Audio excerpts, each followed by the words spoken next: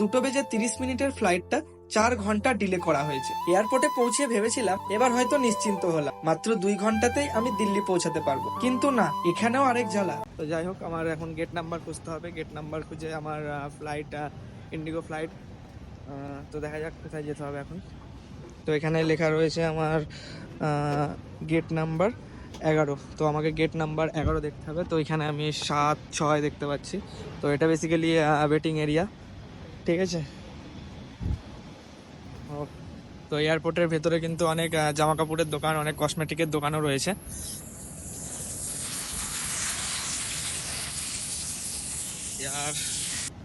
আর এখানে কিন্তু বোর্ডে দিয়ে দেওয়া হবে মানে কোন ফ্লাইট কটায়। তো আমার ফ্লাইট হলো 6E6347। তো এটা হচ্ছে আমার ফ্লাইট নাম্বার। তো এখানে দেওয়া রয়েছে, দেখা যাক 7-6-7 এটা গেট।